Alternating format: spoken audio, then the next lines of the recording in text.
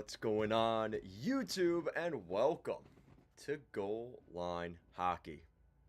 It's Kevin Forte, and today we are going to be discussing the hype train right now going into the 2023-24 NHL season. We are going to be discussing the hype around Connor Bedard. Connor Bedard is expected to be the first player in a long time to get this amount of hype. He's a really talented player.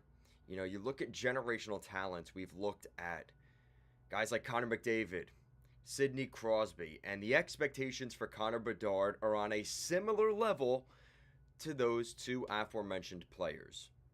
We see one of these guys probably once a decade. And it sounds like for the 2020s, Connor Bedard is indeed that player.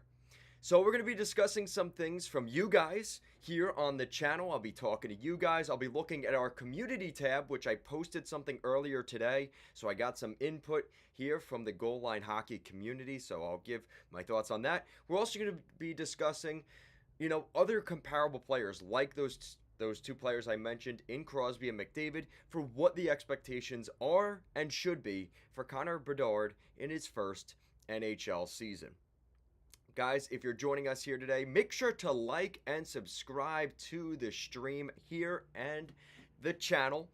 Every Sunday, we'll be doing a live stream, a weekly power rankings. If you haven't watched last week's power rankings, make sure to do that as soon as possible because we are not going to have a power rankings this week. We don't go off of the preseason.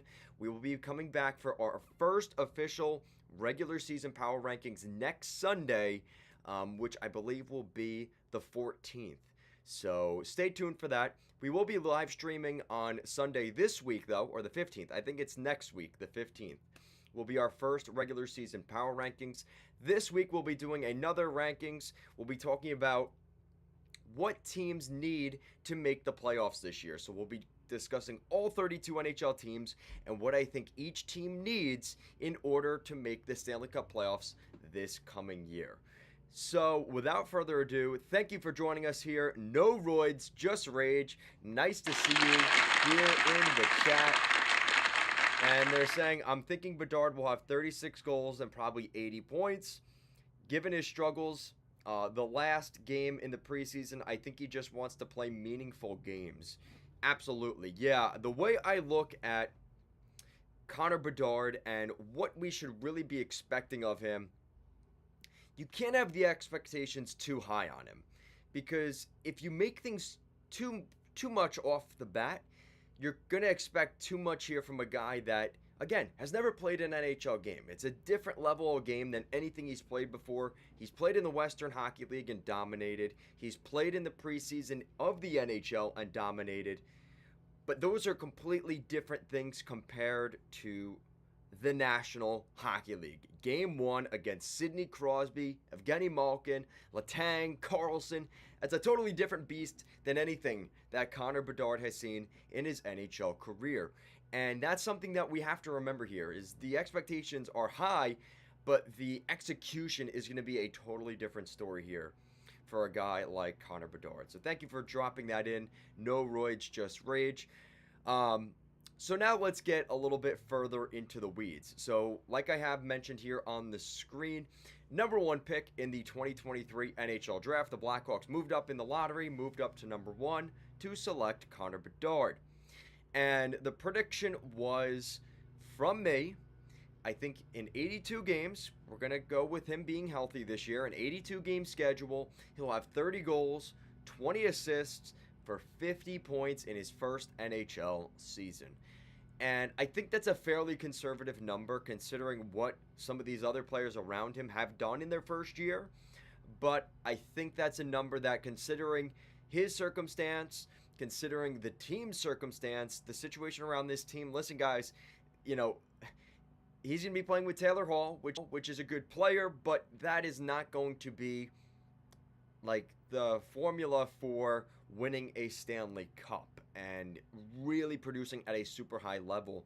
And you consider the competition, it's going to be really difficult for the Blackhawks competing even in that Central Division, which even the Central, a lot of people are considering is going to be a weaker division compared to the other three.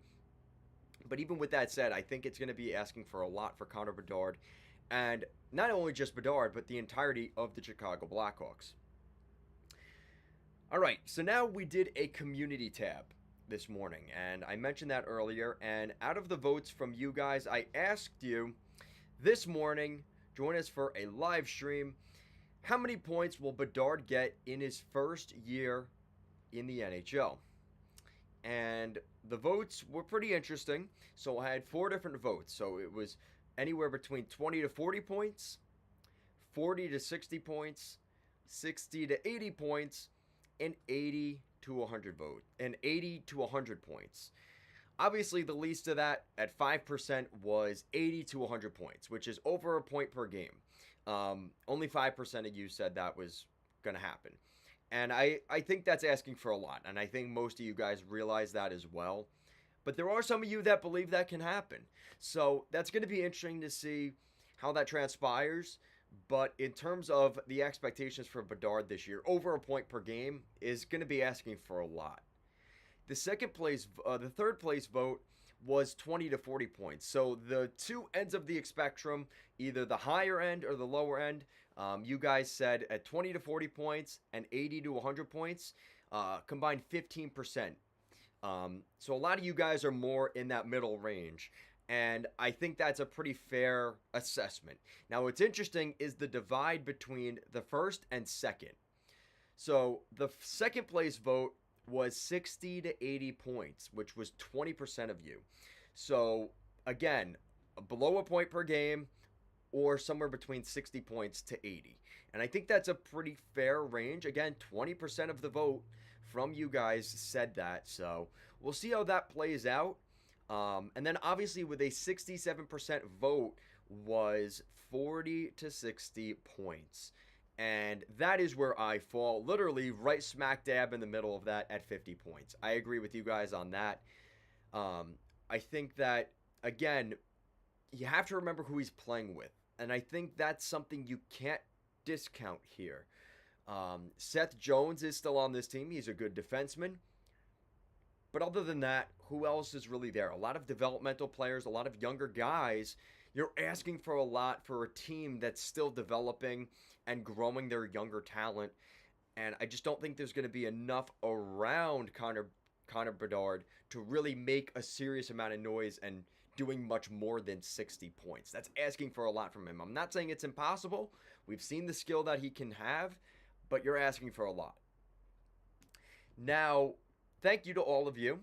I really do appreciate you guys leaving that.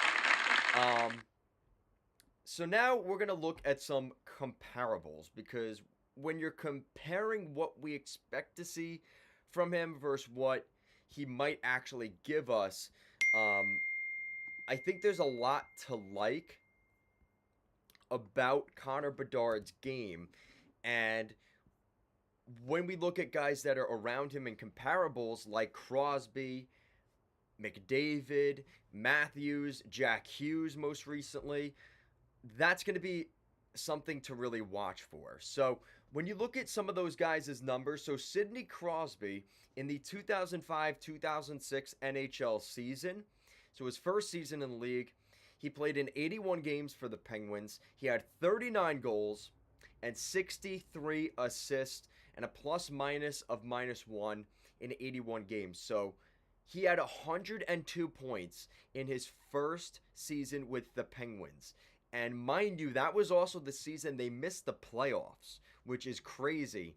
But that is the only year other than last. Actually, yeah, that's the only season that the Pittsburgh Penguins have officially missed the postseason in the Sidney Crosby era. So, despite having 100 points, which is crazy. And that is the higher end of the spectrum here in terms of numbers. So there's Crosby. Now, Connor McDavid. Now, I want to point out here that his numbers might look a little bit weird, because with Connor McDavid, there was only 45 games that season. So, all things considered, yeah, he had 48 points and 29 assists for 69 points in his rookie season with the Toronto Maple Leafs. And mind you, this is not the Maple Leafs team that is on the ice today. They were in the midst of a rebuild, and Auston Matthews was one of the final pieces in that long-term goal for the Toronto Maple Leafs.